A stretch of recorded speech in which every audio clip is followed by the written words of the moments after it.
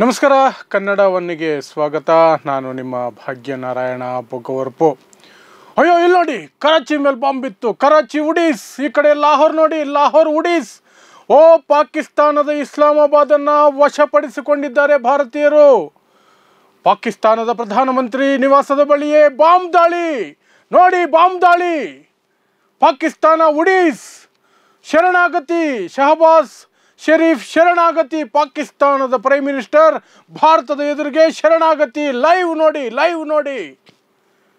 ಇದು ನಿನ್ನೆ ರಾತ್ರಿಯ ಅರ್ಚಾಟಗಳು. ಈ TRP ಪಿಚಾಚಿ ಚಾನಲ್ಗಳೇನಿದಾವಲ್ಲ, ಈ TRP ಪಿಚಾಚಿ ಚಾನಲ್ಗಳು ಮಾಡಿದಂತಹ ಅರ್ಚಾಟ, ಕೂಗಾಟ ಮಧ್ಯರಾತ್ರಿ 2 ಗಂಟೆ ಆದರೂ ಸಹ ಮುಗಿಲಿಲ್ಲ.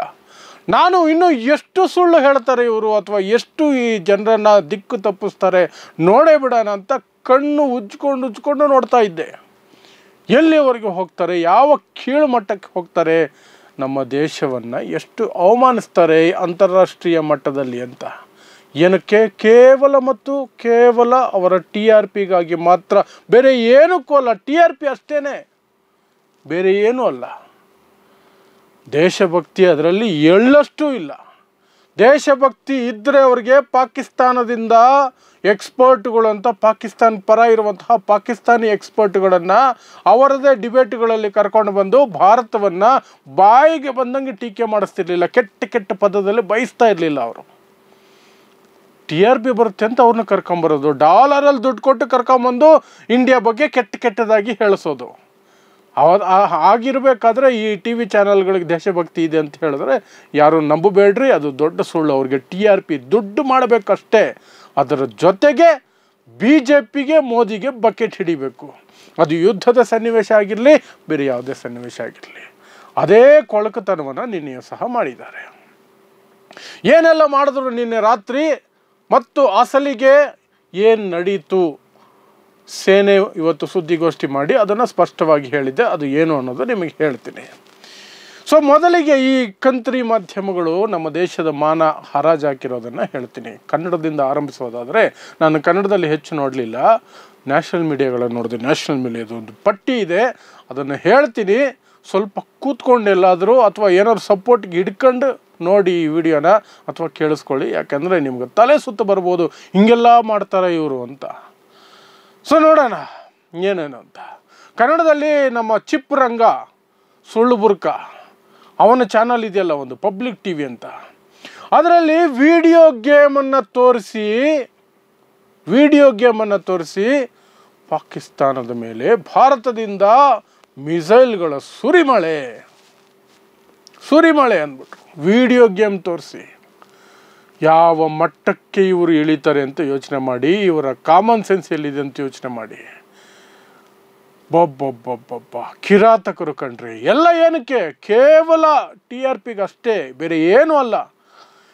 ಅಂತಾರಾಷ್ಟ್ರೀಯ ಮಟ್ಟದಲ್ಲಿ ಭಾರತದ ಮಾನ ಹರಾಜಾಗ್ತಾ ಇದೆ ಅಂತಹ ಸುದ್ದಿಗಳನ್ನು ಅಲ್ಲಿ ನೋಡಿ. ಇಂಟರ್ನ್ಯಾಷನಲ್ ನ್ಯೂಸ್ ಚಾನೆಲ್ಗಳೆಲ್ಲ ಹೇಳ್ತಿದ್ದಾವೆ, Indian media cannot be trusted. ಭಾರತದ ಮಾಧ್ಯಮವನ್ನು ನಾವು ನಂಬೋದಕ್ಕಾಗೋದಿಲ್ಲ. ಅವರು ಈ ರೀತಿ ವಿಡಿಯೋ ಗೇಮ್ಗಳನ್ನು ತೋರಿಸ್ತಿದ್ದಾರೆ. ಇಸ್ರೇಲ್ ದಾಳಿಗಳನ್ನು ತೋರಿಸ್ತಾರೆ ಒಂದ್ಸಲ, ಇನ್ನೊಂದು ಯಾವುದೋ AI ಚಿತ್ರಗಳನ್ನು ತೋರಿಸ್ತಾರೆ. ಒಂದಲ್ಲ ಎರಡಲ್ಲ ಇವ್ರದ್ದು ಅಂತ ಪಬ್ಲಿಕ್ TV ಅವ್ರದ್ದು ಆಗೋಳು ವಿಡಿಯೋ ದೃಶ್ಯಗಳನ್ನು ಹಾಕ್ಕೊಂಡು ಮಾಡಿರುವಂತಹದ್ದು. ಇನ್ನು ನ್ಯಾಷನಲ್ ಮೀಡಿಯಾಗಳ ಕಡೆ ಬರೋಣ. ನ್ಯಾಷನಲ್ ಮೀಡಿಯಾ ಟೈಮ್ಸ್ ನೌ ಅವರು ಹೇಳ್ತಾರೆ, ಅಸೀಂ ಮುನೀರ್ ವಿರುದ್ಧ ದಂಗೆ ಎದ್ದಿದ್ದ ಸೇನೆ. ಪಾಕಿಸ್ತಾನದ ಸೇನಾಧ್ಯಕ್ಷ ಅಸೀಂ ಮುನೀರ್ ವಿರುದ್ಧ ಪಾಕಿಸ್ತಾನದ ಸೇನೆ ದಂಗೆ ಎದ್ದುಬಿಟ್ಟಿದೆ ಅಂತ ಸುಳ್ಳು ಸುದ್ದಿ. ಅದರಿಂದ ನಮಗಾಗೋ ಲಾಭ ಏನಿದೆ ಸುಳ್ಳು ಹೇಳೋದ್ರಿಂದ? ನಮ್ಮ ದೇಶದ ಸೈನ್ಯ ಟಕ್ಕರ್ ಕೊಡ್ತಾ ಇದೆ. ನಿನ್ನೆ ರಾತ್ರಿ ಪಾಕಿಸ್ತಾನ ಮಾಡಿರುವ ಹಲ್ಕಟ್ ಕೆಲಸ ಏನು, ಅದಕ್ಕೆ ಭಾರತೀಯ ಸೇನೆ ಏನು ಮಾಡ್ತು ಅನ್ನೋದನ್ನು ಆನಂತರ ಹೇಳ್ತೀನಿ. ಮೊದಲಿಗೆ ಇವರು ಸುಳ್ಳುಗಳನ್ನು ಬಿಚ್ಚಿಡ್ತಾ ಇದ್ದೀನಿ. ಭಾರತೀಯ ಸೇನೆ ಸಮರ್ಥವಾಗಿದೆ, ಏನು ಮಾಡ್ತಿದೆಯೋ ಅದು ಸೂಪರ್ ಆಗಿದೆ, ಅದನ್ನು ಹೇಳ್ರಯ್ಯ ನೀವು. ಅದನ್ನೇ ಹೇಳಲ್ಲ. ಟೈಮ್ಸ್ ಹೇಳುತ್ತೆ ಅಸೀಂ ಮುನೀರ್ ವಿರುದ್ಧ ದಂಗೆ.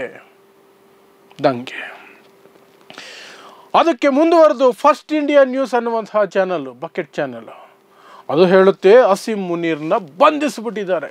ಪಾಕಿಸ್ತಾನದ ಆರ್ಮಿ ಜನರಲ್ ಅಸೀಂ ಮುನೀರ್ ಬಂಧನ ಅಂತ ಫಸ್ಟ್ ಇಂಡಿಯಾ ನ್ಯೂಸ್ ಅವ್ರ ಗೋಳು. ಇನ್ನು ಜಿ ನ್ಯೂಸ್ ಅವ್ರದ್ದು ಕತೆ ನೋಡಬೇಕು ನೀವು. ಜಿ ನ್ಯೂಸ್ ಹೇಳುತ್ತೆ, ಬೆಳಗ್ಗೆನೆ ಹಾಕಿರೋದು, ಪಾಕಿಸ್ತಾನದ ಪ್ರಧಾನಮಂತ್ರಿ ಶಹಬಾಜ್ ಶರೀಫ್ ಭಾರತಕ್ಕೆ ಸರೆಂಡರ್ ಲೈವ್. ಏನು ನಾನ್ಸೆನ್ಸ್ ಇದು, ಈ ಮಟ್ಟಕ್ಕೆ ಹೋಗಿ ಸುಳ್ಳು. ಆ ವಿಡಿಯೋ ಓಪನ್ ಮಾಡಿ ನೋಡಿ, ಅಲ್ಲಿ ಒಂದು ಶಹಬಾಜ್ ಶರೀಫ್ದು ಫೋಟೋ ಹಾಕಿ ಸರೆಂಡರ್ ಆಗ್ಬಿಡ್ತಾ ಪಾಕಿಸ್ತಾನ ಅಂತ ಬಾಯಿ ಬಡ್ಕೊಳ್ತಿರ್ತಾರೆ ಸುಮ್ಮನೆ. ಇಂಡಿಯಾ ಟುಡೇ ಎಷ್ಟು ದೊಡ್ಡ ಸುಳ್ಳು ಹೇಳಿದೆ ಅಂದರೆ, ನೇವಿ ಆ್ಯಕ್ಷನ್ಗೆ ಇಳಿದ್ಬಿಟ್ಟಿದೆ. ಭಾರತೀಯ ನೇವಿ, ಭಾರತೀಯ ನೌಕಾಪಡೆ ಆ್ಯಕ್ಷನ್ಗೆ ಇಳಿದ್ಬಿಟ್ಟಿದೆ, ಯುದ್ಧದಲ್ಲಿ ಇಳಿದ್ಬಿಟ್ಟಿದೆ. ಕರಾಚಿ ಬಂದರಿನ ಮೇಲೆ ಬಾಂಬ್ನ ಹಾಕ್ತಾ ಇದೆ ಅಂದರೆ ಹಂಗಾಕಿ ಛಿದ್ರ ಮಾಡಿಬಿಟ್ಟಿದೆ ಕರಾಚಿ ಬಂದರನ್ನು ಅಂತ. ಇಲ್ಲಿಯವರೆಗೆ ವಾಯುಸೇನೆ ಮಾತ್ರನೇ ಕಾರ್ಯಾಚರಣೆಗೆ ಇಳಿದಿರೋದು, ಅದು ಸಹ ಭಾರತದ ವಾಯುಗಡಿಯ ಒಳಗಡೆನೆ. ಭಾರತ ಭೂಸೇನೆ ಮತ್ತು ನೌಕಾಪಡೆ ಇಲ್ಲಿಯವರೆಗೆ ಯುದ್ಧಕ್ಕೆ ಅಥವಾ ದಾಳಿಗೆ ಮುಂದಾಗಿಲ್ಲ. ಯುದ್ಧವೇ ಆರಂಭ ಆಗಿಲ್ಲ, ಬರೀ ಇದು ದಾಳಿ, ಸಣ್ಣ ಪುಟ್ಟ ದಾಳಿಗಳು ನಡೀತಾ ಇದೆ. ಮೊದಲಿಗೆ ನಾವು ಆಪರೇಷನ್ ಸಿಂಧೂರ್ ಮಾಡಿದ್ವಿ, ಅದಕ್ಕೆ ಅವರ ಜನರನ್ನು ಮೆಚ್ಚಿಸ್ಕೋಬೇಕಲ್ಲ. ಪಾಕಿಸ್ತಾನದಲ್ಲಿ ಆರ್ಮಿ ಬದುಕಿದೆ ಅಂತ ತೋರಿಸ್ಕೋಬೇಕಲ್ಲ. ಹಾಗಾಗಿ ಈ ಕಡೆಗೆ ಒಂದಷ್ಟು ಡ್ರೋನ್ಗಳನ್ನು ಬಿಡ್ತಿದ್ದಾರೆ, ಮಿಸೈಲ್ಗಳನ್ನು ಬಿಡ್ತಿದ್ದಾರೆ. ಅದನ್ನು ಭಾರತ ಸಮರ್ಥವಾಗಿ ಹಿಮ್ಮೆಟ್ಟಿಸ್ತಾ ಇದೆ. ಅಷ್ಟೇ ನಡೀತಾ ಇರೋದು, ಬೇರೆ ಏನೂ ನಡೀತಿಲ್ಲ ಅಲ್ಲಿ. ಭೂಸೇನೆ ನೌಕಾಪಡೆ ಇಲ್ಲಿಯವರೆಗೆ ಪ್ರವೇಶ ಮಾಡಿಲ್ಲ ಈ ದಾಳಿಯಲ್ಲಿ, ಒಂದು ದಾಳಿನೂ ಮಾಡಿಲ್ಲ. ಆದರೆ ಇವ್ರು ಹೇಳ್ತಾರೆ ನೌಕಾಪಡೆ ಇಳಿದು ಬಿಡ್ತು. ಇಂಡಿಯಾ ಟುಡೇ ಹೇಳೋದು ಕರಾಚಿ ಬಂದರನ್ನು ಚಿಂದಿ ಮಾಡಿಬಿಟ್ಟಿದೆ, ಛಿದ್ರ ಆಗೋಗಿದೆ ಅಂತ. ಆಮೇಲೆ ಆಜ್ ತಕ್ ಅವ್ರದ್ದು ಅದೇ ಗೋಳು, ಕರಾಚಿ ಬಂದರು ಛಿದ್ರ. ಇವ್ರದ್ದು ಒಂದೊಂದು ಚಾನಲ್ದು ಒಂದೊಂದು ಹೇಳ್ತಾ ಇದ್ದೀನಿ, ಇವ್ರದ್ದು ಒಬ್ಬೊಬ್ರದ್ದು 100 ಇದೆ. ಒಂದು ಎಕ್ಸಾಂಪಲ್ ಕೊಡ್ತಾ ಇದ್ದೀನಿ ಅಷ್ಟೇ. ಆಮೇಲೆ ಜಿ ನ್ಯೂಸ್ ಅವರು ರಾತ್ರಿ ಕೊಟ್ಟಂತಹದ್ದು, ಇಸ್ಲಾಮಾಬಾದನ್ನ ವಶಪಡಿಸಿಕೊಂಡಿದೆ ಭಾರತ. ಪಾಕಿಸ್ತಾನದ ರಾಜಧಾನಿ ಈಗ ಭಾರತದ ವಶದಲ್ಲಿದೆ. ಭಾರತದ ಗಡಿಯನ್ನು ದಾಟಿ ನಮ್ಮ ಏರ್ಫೋರ್ಸು ಹೋಗಿಲ್ಲ, ಈ ಕಡೆ ಭೂಸೇನೆ ಇನ್ನೂ ಕಾರ್ಯಾಚರಣೆಗೆ ಇಳಿದಿಲ್ಲ, ಅವಶ್ಯಕತೆ ಬಿದ್ದಿಲ್ಲ. ನೌಕಾಪಡೆಯನ್ನು ಕಾರ್ಯಾಚರಣೆಗೆ ಇಳಿದಿಲ್ಲ, ಅವಶ್ಯಕತೆ ಬಿದ್ದಿಲ್ಲ. ಆದರೆ ಇವರು ಹೇಳೋದು ಇಸ್ಲಾಮಾಬಾದೇ ವಶಕ್ಕೆ ತೆಗೆದುಕೊಂಡ್ರು ಅಂತ. ಆಮೇಲೆ ನಾವು ಭಾರತ ಅನ್ನುವಂತಹ ಚಾನಲ್ಲು, ಪಾಕಿಸ್ತಾನಕ್ಕೆ ನುಗ್ಗಿದ ಸೇನೆ ಗಡಿನೇ ದಾಟಿಲ್ಲ ಅಂತ ಮತ್ತೆ ಹೇಳಬೇಕಾ? ಪಾಕಿಸ್ತಾನಕ್ಕೆ ನುಗ್ಗಿಬಿಡ್ತಂತೆ. ರಿಪಬ್ಲಿಕ್ ಅರ್ನಬ್ ಗೋಸ್ವಾಮಿ ಅನ್ನುವಂತಹ ಬಕೆಟ್, ಅವನ ಚಾನಲ್ ಏನು ಹೇಳ್ತಾ ಇದೆ ಅಂದರೆ, ಪಾಕಿಸ್ತಾನದ ಪ್ರಧಾನಿ ಶಹಬಾಜ್ ಶರೀಫ್ ಮನೆಯ ಬಳಿ ದೊಡ್ಡ ಸ್ಫೋಟ, ಎಂಥದ್ದು ಇಲ್ಲ, ಅಂತಹದ್ದು ನಡೆದಿಲ್ಲ. ಸುಳ್ಳು ಯಾಕೆ ಹೇಳಬೇಕು? ಭಾರತೀಯ ಸೇನೆ ಏನು ಮಾಡ್ತಿದೆಯೋ ಅದನ್ನು ಹೇಳಿದ್ರೆ ಸಾಕು, ಅದರ ಬಗ್ಗೆ ನಮಗೆ ಹೆಮ್ಮೆ ಇದೆ. ಅದು ಸೂಪರ್ ಕೆಲಸ ಮಾಡ್ತಾ ಇದೆ. ಏನೇನು ಮಾಡ್ತಿದೆ, ನಿಜವಾಗ್ಲೂ ಏನಾಯಿತು ಇವರ ಸುಳ್ಳುಗಳು ಮನೆ ಹಾಳಾಗುವಾಗ ನಿಜವಾಗ್ಲೂ ಏನಾಯಿತು ನಿನ್ನೆ ರಾತ್ರಿ ಅಂದರೆ, 400 ಡ್ರೋನ್ಗಳು ಮಿಸೈಲ್ಗಳು ಪಾಕಿಸ್ತಾನದ ಕಡೆಯಿಂದ ಭಾರತದ ಸುಮಾರು 36 ನಗರಗಳನ್ನು ಗುರಿಯಾಗಿಸಿಕೊಂಡು ಹಾರಿಸಲಾಯಿತು. ಪಾಕಿಸ್ತಾನ ಆ ಕಂತ್ರಿ ಕೆಲಸ ಮಾಡಿತು. ಆ ಡ್ರೋನ್ಗಳನ್ನು ಕೊಟ್ಟಿದ್ಯಾರು ಪಾಕಿಸ್ತಾನಿಗೆ, ಅಥವಾ ಎಲ್ಲಿಂದ ಬಂತು ಪಾಕಿಸ್ತಾನಕ್ಕೆ ಆ ಡ್ರೋನ್ ಅಂದರೆ, ಅದು ತುರ್ಕಿಯಿಂದ ಬಂದಿದೆ. ಆ ಡ್ರೋನುಗಳನ್ನು ಭಾರತ S-400 ಮತ್ತು ಆಕಾಶ್ ಅನ್ನುವಂತಹ ಆ್ಯಂಟಿ ಮಿಸೈಲ್ ಸಿಸ್ಟಮ್ ಅದನ್ನು ಬಳಸ್ಕೊಂಡು ಹೊಡೆದು ನೆಲಕ್ಕೆ ಉಳಿಸಿದೆ. ಒಂದು ಕೂಡ ಭಾರತದ ನೆಲದ ಮೇಲೆ ಬಿದ್ದಿಲ್ಲ. ನಮಗೆ ಯಾವ ನಷ್ಟವೂ ಆಗಿಲ್ಲ, ಯಾವ ಸಾವು ನೋವು ಆಗಿಲ್ಲ. ಕೇವಲ ಆ ಬಾರ್ಡ್ರಲ್ಲಿ ಪೂಂಚ್ ಏರಿಯಾದಲ್ಲಿ ಪಾಕಿಸ್ತಾನದ ಆರ್ಮಿಯವರು ಹೇಡಿಗಳ ಹಾಗೆ ಭಾರತೀಯ ಪ್ರಜೆಗಳ ಮೇಲೆ, ಕಾಶ್ಮೀರಿಗಳ ಮೇಲೆ ಗುಂಡು ಹಾರಿಸ್ತಾ ಇದ್ದಾರೆ. ಅದರಲ್ಲಿ ಮೊದಲನೇ ದಿನ ಎಚ್ಚರಿಕೆ ತಪ್ಪಿದ್ದರಿಂದ ಸುಮಾರು 16 ಜನ ಬಲಿಯಾಗಿದ್ದಾರೆ ಹೊರತು ಆ ನಂತರ ಬೇರೆ ಏನೂ ಆಗಿಲ್ಲ ನಮಗೆ ನಷ್ಟ. ಸೊ 300ರಿಂದ 400 ಡ್ರೋನ್ ಮಿಸೈಲ್ಗಳು ಭಾರತದ ಕಡೆ ಬಂದವು. ಅವುಗಳೆಲ್ಲವನ್ನು ಸಹ S-400 ಮತ್ತು ಆಕಾಶ ಅನ್ನುವಂತಹ ಆ್ಯಂಟಿ ಮಿಸೈಲ್ ಸಿಸ್ಟಮ್ ಏನಿದೆ ನಮ್ಮದು ಸಮರ್ಥವಾಗಿದೆ, ಅವೆಲ್ಲವನ್ನು ಹೊಡೆದು ಉರುಳಿಸಿದೆ. ಸೇನೆಗೆ ಅದಕ್ಕೊಂದು ಸೆಲ್ಯೂಟ್ ಹೊಡಿಬೇಕು. ಅಷ್ಟು ಸಮರ್ಥವಾಗಿ ಇಡೀ ರಾತ್ರಿ ಕೆಲಸ ಮಾಡಿದೆ. ಇದನ್ನು ಹೇಳಿ, ಇದು ಹೆಮ್ಮೆ ನಮಗೆ, ನಾವು ಸಾಧಿಸಿದ್ದೀವಿ. ಸುಮ್ಮನೆ ಇಲ್ಲದೇ ಇರಲ್ಲ ಹೇಳಿ, ವಿಡಿಯೋ ಗೇಮುಗಳನ್ನು ತೋರಿಸಿ, ಇಸ್ರೇಲ್ ದಾಳಿ ಮಾಡಿರೋದನ್ನು ತೋರಿಸಿ ಏನು ಪಡ್ಕೊಳ್ತೀರಿ? ಆಮೇಲೆ ಇನ್ನೊಂದು, ಇವತ್ತು ಸುದ್ದಿಗೋಷ್ಠಿ ನಡೆಸಿರುವಂತಹ ಭಾರತೀಯ ಸೇನೆ ಸ್ಪಷ್ಟವಾಗಿ ಹೇಳಿದೆ, ನಾವು POKದಲ್ಲಿರುವ ಪಾಕಿಸ್ತಾನ ಆರ್ಮಿ ಪೋಸ್ಟ್ ಒಂದನ್ನು ಡೆಸ್ಟ್ರಾಯ್ ಮಾಡಿದ್ದೀವಿ ಅಂತ ವಿಡಿಯೋ ಎವಿಡೆನ್ಸ್ ಸಮೇತವಾಗಿ ಕೊಟ್ಟಿದೆ. ಇದು ಭಾರತದ ಮೊಟ್ಟ ಮೊದಲ ಪಾಕಿಸ್ತಾನ ಆರ್ಮಿಯನ್ನು ಗುರಿಯಾಗಿಸಿಕೊಂಡು ಮಾಡಿರುವ ದಾಳಿ. ಇದರ ಬಗ್ಗೆ ಹೇಳಿ, ಹೆಮ್ಮೆ ಪಡಿ. ಭಾರತದ ಗಡಿಯಿಂದನೇ ನಿಖರವಾಗಿ ಕರಾರುವಕ್ಕಾಗಿ ಅಲ್ಲಿರುವಂತಹ ಪೋಸ್ಟನ್ನು ನಾವು ಉಡಾಯಿಸಿದ್ದೀವಿ. ನಮಗೆ ಹೆಮ್ಮೆ ಅದು. ತಕ್ಕ ಉತ್ತರ ಕೊಟ್ಟಿದ್ದೀವಿ. 400 ಡ್ರೋನ್ ಮಿಸೈಲ್ಗಳನ್ನು ತಡೆಯೋದು ಅಂದರೆ ಸುಮ್ಮನೆ ಅಲ್ಲ. ಒಂದೇ ರಾತ್ರಿಯಲ್ಲಿ ಅಷ್ಟು ಮಿಸೈಲ್ಗಳನ್ನು ತಡೆದಿದ್ದೀವಿ.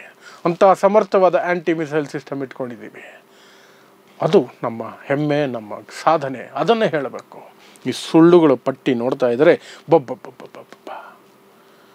ಯಾಕೆ ಬೇಕು ಈ ಬಾಳು?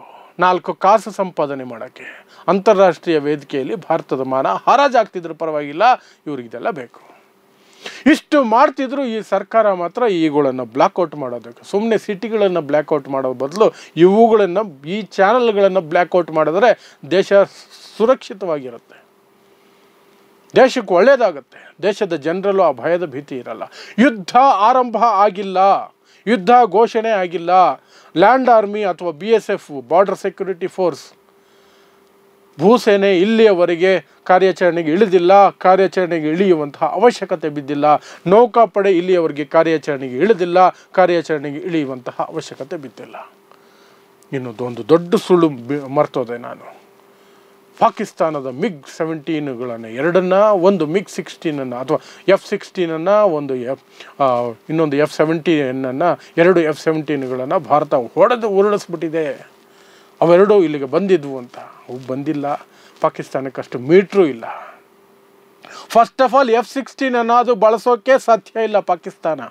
ಯಾಕೆಂದರೆ F-16 ಕೊಟ್ಟಿರೋದು ಅಮೇರಿಕ ಪಾಕಿಸ್ತಾನಕ್ಕೆ ಒಂದು ಕಂಡೀಷನ್ ಮೇಲೆ ಕೊಟ್ಟಿದೆ. ಆ ಒಂದೇ ಸನ್ನಿವೇಶದಲ್ಲಿ ಅದನ್ನು ಬಳಸಬೇಕದು. ಏನಂದರೆ ಉಗ್ರರ ವಿರುದ್ಧ ಕಾರ್ಯಾಚರಣೆ ನಡೆದರೆ ಮಾತ್ರ ಪಾಕಿಸ್ತಾನ F-16 ಬಳಸ್ಕೊಳ್ಬೇಕು. ಅದು ಬಿಟ್ಟು ಬೇರೆ ಯಾವ ಸಂದರ್ಭದಲ್ಲಿಯೂ ಸಹ F-16 ಅವರು ಹೊರಗೆ ತೆಗಿಯೋಂಗೇ ಇಲ್ಲ. ತೆಗೆದ್ರೆ ಅಮೇರಿಕ ಪಾಕಿಸ್ತಾನದ ಎದೆ ಮೇಲೆ ಕಾಲಿಟ್ಟು ತುಳಿದು ಬಿಡುತ್ತೆ. ಅದೆಂಗೆ ಭಾರತದ ವಿರುದ್ಧ ಅವರು ತಗೊಂಬಂದ್ಬಿಡ್ತಾರೆ? ಅಷ್ಟು ಧೈರ್ಯ ಇದೆಯಾ ಪಾಕಿಸ್ತಾನಕ್ಕೆ?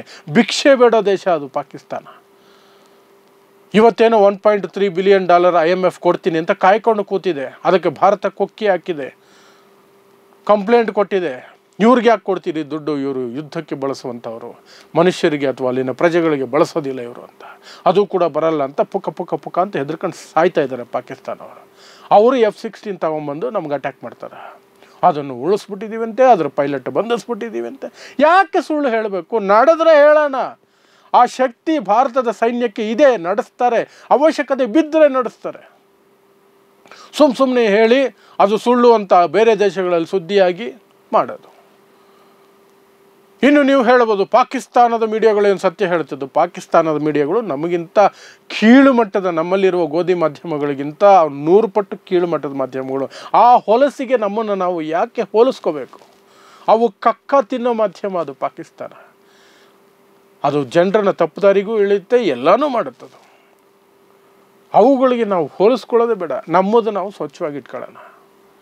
ಹಾಗಾಗಿ ದಯವಿಟ್ಟು ಯಾರೂ ಸಹ ಈ ಗೋಧಿ ಮಾಧ್ಯಮಗಳಲ್ಲಿ ಬರುವ ಯಾವ ವಿಡಿಯೋಗಳನ್ನು, ಸುದ್ದಿಗಳನ್ನು ನಂಬಬೇಡಿ. ಕೇವಲ ಭಾರತೀಯ ಸೇನೆ ಸುದ್ದಿಗೋಷ್ಠಿ ನಡೆಸ್ತಾ ಇದೆ ಪ್ರತಿದಿನ. ಆ ಸುದ್ದಿಗೋಷ್ಠಿಯ ವಿವರಗಳನ್ನು ನಂಬಿ ಅದನ್ನು ಮಾತ್ರ ಫಾಲೋ ಮಾಡಿ. ಅಥವಾ ಹೆಮ್ಮೆಯಿಂದ ಹೇಳ್ಕೊಳ್ತೀನಿ, ಒಂದೇ ಒಂದು ಸುಳ್ಳು ಸುದ್ದಿ ಇಲ್ಲದೆ ನಡೆದದ್ದನ್ನು ನಡೆದ ಹಾಗೆ ಸತ್ಯವನ್ನೇ ಹೇಳ್ತೀನಿ. ನನ್ನನ್ನು ಫಾಲೋ ಮಾಡಿ, ನಮ್ಮ ಚಾನಲನ್ನು ಫಾಲೋ ಮಾಡಿ, ಕನ್ನಡ ಒನ್ನನ್ನು ಫಾಲೋ ಮಾಡಿ. ಅಥವಾ ನನ್ನ ರೀತಿ ನಿಜ ಹೇಳುವಂತಹ ಎಲ್ಲ ಚಾನಲ್ಗಳು ಯಾವ್ಯಾವುದು ಇದೆಯೋ, ಮೋಸ್ಟ್ಲಿ ಯೂಟ್ಯೂಬ್ ಚಾನಲ್ಗಳು, ಅವುಗಳನ್ನು ಫಾಲೋ ಮಾಡಿ. ಆ ಮೂಲಕ ದೇಶವೂ ಸುರಕ್ಷಿತವಾಗಿರುತ್ತೆ, ನಾವು ಸುರಕ್ಷಿತವಾಗಿರ್ತೀವಿ. ಭಯದ ವಾತಾವರಣ ಸೃಷ್ಟಿಯಾಗಲ್ಲ. ಮತ್ತೆ ಹೇಳ್ತಾ ಇದ್ದೀನಿ, ಯುದ್ಧ ನಡೀತಾನೇ ಇಲ್ಲ. ಬರೀ ದಾಳಿ ನಾವು ನಡೆಸಿದ್ದೀವಿ. ಪಾಕಿಸ್ತಾನದವರು ಅವರ ಜನರನ್ನು ಮೆಚ್ಚಿಸೋದಕ್ಕೆ ಒಂದಷ್ಟು ಟ್ರೈ, ಆ ಕಡೆಯಿಂದ 2-3 ಮಿಸೈಲ್ ಈ ಕಡೆ ಬಿಡೋಕ್ಕೆ ಟ್ರೈ ಮಾಡ್ತಾ ಇದ್ದಾರೆ. ಅದನ್ನು ಭಾರತದವರು ಆಕಾಶದಲ್ಲಿ ಮಾಡಿ ಬಿಸಾಕ್ತಾ ಇದ್ದಾರೆ. ಇಷ್ಟೇ ನಡೆದಿರೋದು ಇಲ್ಲಿವರೆಗೆ, ಅಷ್ಟೇ. ಇದನ್ನು ಮೀರಿ ಅವರಿಗೆ ಶಕ್ತಿನೂ ಇಲ್ಲ, ಪಾಕಿಸ್ತಾನಕ್ಕೆ ಧೈರ್ಯನೂ ಇಲ್ಲ. ಅವ್ರಿಗೆ ಅಷ್ಟು ಧೈರ್ಯ ಇದೆ ಅಂತ ಈ ಗೋಧಿ ಮೀಡಿಯಾಗಳು TRPಗೋಸ್ಕರ ಪಾಕಿಸ್ತಾನಕ್ಕೆ ಬಿಲ್ಡಪ್ ಕೊಡ್ತಾ ಇದ್ದಾವೆ ಅಷ್ಟೇ. ಇವು ಪಾಕಿಸ್ತಾನಕ್ಕೆ ಹುಟ್ಟಿರೋ ಮೀಡಿಯಾಗಳಿವೆಲ್ಲ, ಪಾಕಿಸ್ತಾನಕ್ಕೆ ಹುಟ್ಟಿರೋ ನಾಚಿಕೆಗಳು ಅಷ್ಟೇ. ಸೊ ನಿಖರವಾದ ಸುದ್ದಿಗಳಿಗೆ ನೋಡ್ತಾ ಇರಿ ಸಮಾಜಕ್ಕಾಗಿ ಕನ್ನಡ 1 ನ್ಯೂಸ್. ನಮಸ್ಕಾರ.